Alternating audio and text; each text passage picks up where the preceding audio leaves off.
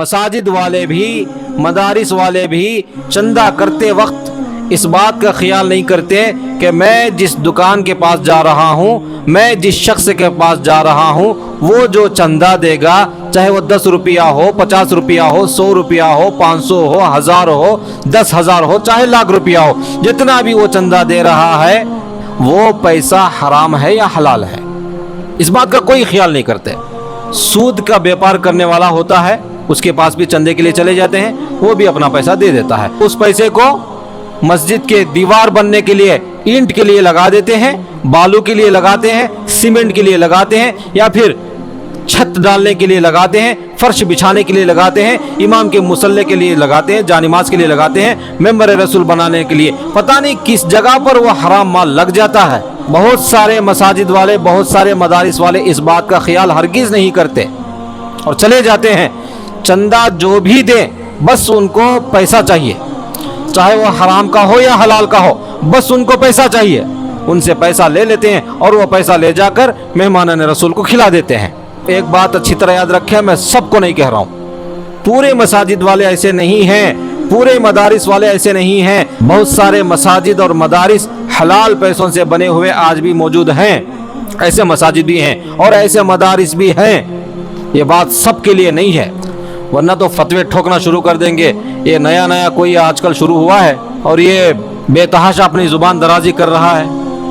اب سب کے خلاف بولنا شروع کر لیا ہے۔ یہ سب کے خلاف نہیں ہے، انہی کے خلاف ہے جو شریعت کے خلاف ہیں۔ یہ زبان اللہ چلا رہے ہیں اور یہ زبان اللہ انہی کے خلاف چلا رہے ہیں جو اللہ کے قانون کے خلاف ہیں۔ سب کے خلاف یہ زبان نہیں چل رہی ہے،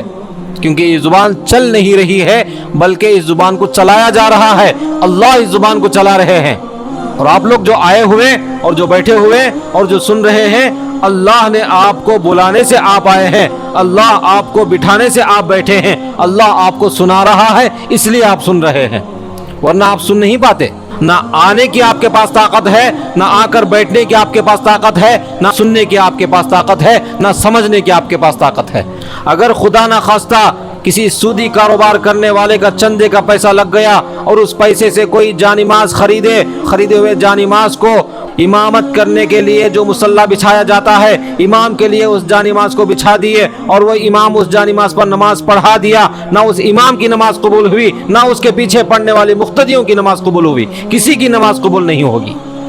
نماز قبول ہونے کے لیے جگہ کا پاک ہونا شرط ہے۔ پاکی سے دو طرح کی پاکی مراد ہے، ایک نجاست سے پاک ہو اور اس جگہ کو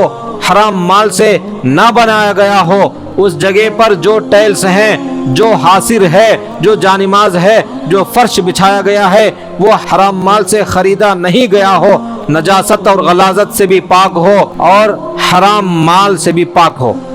جگہ کا پاک ہونا شرط ہے، کپڑوں کا پاک ہونا شرط ہے، کہیں ہم پہنے ہوئے کپڑے کسی حرام مال کے پیسوں سے نہ خریدے گئے ہو۔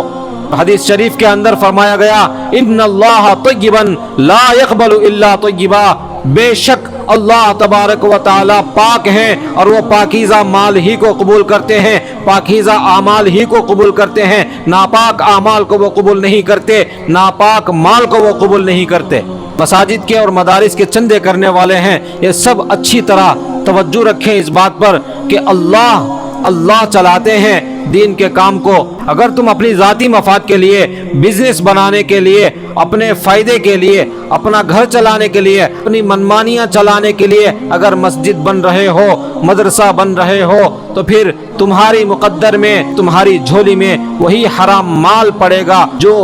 اللہ کی بارگاہ میں کبھی بھی قبول ہونے والا نہیں ہے۔ نہ تمہارا چندہ اللہ کی بارگاہ میں قبول ہوگا، نہ تمہاری مسجد اللہ کی بارگاہ میں قبول ہوگی، نہ تمہارا مدرسہ اللہ کی بارگاہ میں قبول ہوگا، نہ تمہارے اعمال اور عبادتیں اللہ کی بارگاہ میں قبول ہوں گی، کیونکہ اللہ کے رسول صلی اللہ تعالی علیہ وسلم نے فرمایا ہے، ان اللہ طیبا لا يقبل الا طیبا، بے شک اللہ پاک ہیں اور اللہ پاکیزہ مال ہی کو قبول کرتے ہیں، ناپاک مال اللہ کی بارگاہ میں کبھی قبول نہیں ہو سکتا، قبول نہیں ہو سکتا، قبول نہیں ہو سکتا۔ تو پھر ہم حرام سے بچیں، حلال لذت کو حاصل کرنا سیکھیں، حلال لذت کو بھی محسوس کرنا سیکھیں۔